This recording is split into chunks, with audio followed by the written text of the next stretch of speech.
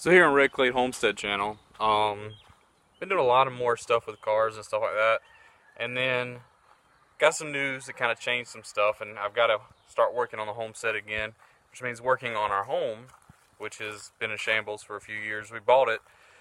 This is it.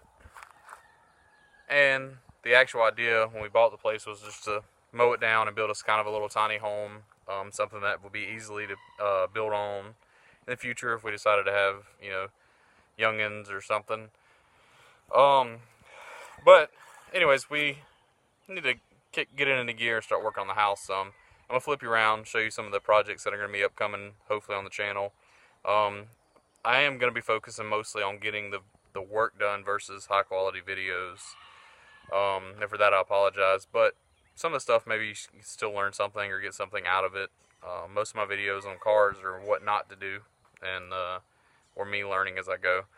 This is an absurdly long intro, and I just kind of wanted to tell you where the channel was going to be going for the next little while, for my whole 66 subscribers that I have. But anyways, electrical. I desperately need electrical. They pulled the meter and everything so I can actually start on it. I've got my boxes bought. They originally ran under here to a laundry room that no longer really exists, so I don't think it'd meet code. My plan is, as of right now, I went through a bunch of different plans, but the current one is to kind of come off here, put my box there, run conduit out, down, across under this window, and either go through that wall, or I'm going to go up in the attic here in just a bit and maybe carry conduit through there and then down into the wall and mount my box right on the other side of that wall. We'll go look at that real quick. I do apologize about the lighting because, well, we don't have power in here. So my idea is to put the box right here, which is kind of obtrusive because this is going to be our future, like, entertaining semi-living room, not living room, dining room kind of setup thing. Here's our kitchen in shambles. We bought this house after it had been abandoned for like 8 years, and it was kind of an episode of, what happens when humans leave or what have you. The original panel was out here, and of course a bunch of, I want to assume addicts or something, came through and stole most of the wire and the boxes and everything. So it came up through here, and we decided not to re-roof this room, which is maybe a terrible idea. And I was kind of scared to call the code guy because I got my permit a little while ago, and it may not still be valid. But in my head, I'm like, I paid for it, and I can just tell them I didn't call to inspect them. So this was kind of an outside den room, and a tree fell on it. Nobody in Georgia does flat roofs. This had a flat roof, and it caved in on itself. It's going to be an outside sitting area at some point. I know it just looks like garbage now, but if you look past, you can hopefully see potential. The floors and walls in these rooms aren't too terribly bad. This is going to be Nikki's arts and crafts, or slash guest room type situation. Little Jack and Jill bathroom. Let's see if I can get some light. Try to shed a little light on it. Yeah, little Jack and Jill. Carrying on, once again, sorry for the lighting. This is going to be the master bedroom, which I believe was 2 different bedrooms. I tried to talk Nikki into letting us turn it into a living room and a bedroom. She's like, heck no, I want a big bedroom. Oh, yeah. So the floor and everything's still good on this side, but everything was gone on this side, so we had to rebuild all this. And it's solid as a rock now. Thanks, Ray Neighbors, for helping with that. Got to tear some more walls out in here, and of course all this has got to be covered up.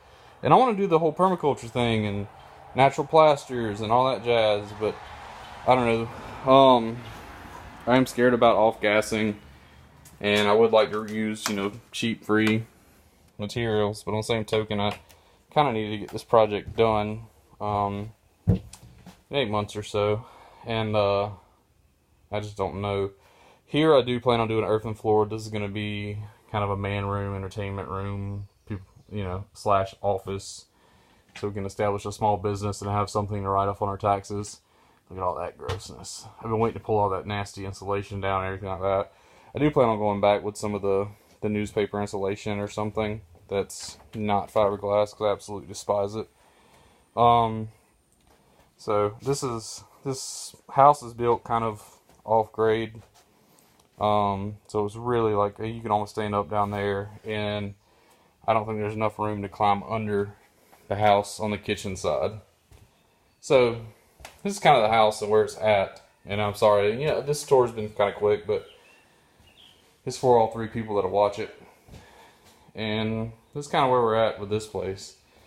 It's got a lot of potential. Right here was a beautiful floor, and when we tore this roof in, it's just been raining here, and like a dummy, I didn't go ahead and get this sealed in and everything.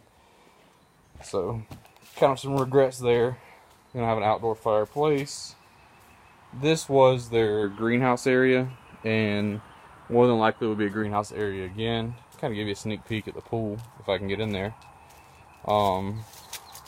This is our pool area, which the liner's torn, but the idea is to turn it into kind of a functioning pond. I don't know if you've seen the Jeff Lawton video, but there's a couple that has a really nice in-ground pool that they use to raise fish and kind of recirculate for nutrients for hydroponics, so aquaponics, yeah. So John Day scratched my concrete, my beautiful, beautiful concrete. Just kidding. He'll watch this and be like, "Eh, ain't my fault." But it's kind of the grand tour, and hopefully I'm gonna have a buddy come by later and tell me if my electrical ideas are ridiculous or not. And hopefully we'll have some videos coming out getting this bad boy installed on the inside, and I've got another box for the outside, and I want to put it right there.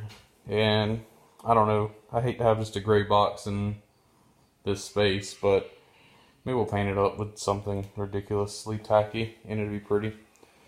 So that's the grand tour, and there's my pretty door. If you're looking forward to projects like this, or if you have any projects like this of your own, please be sure to subscribe. Stick with us, see how it goes.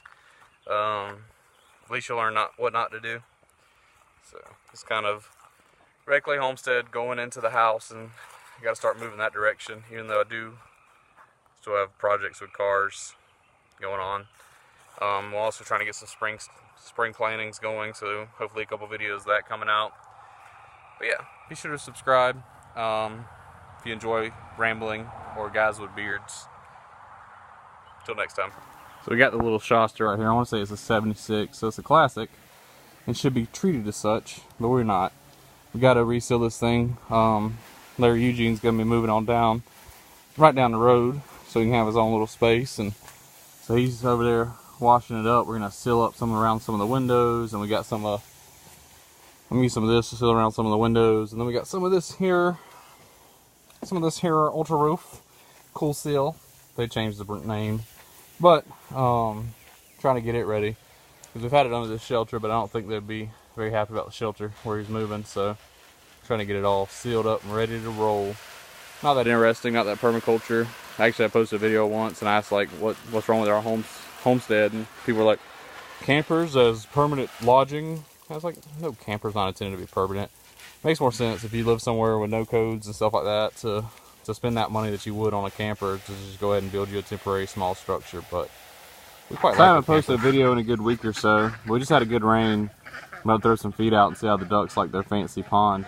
It's not, this is the first time it's filled up that much and kind of stayed for a little while, so that's exciting.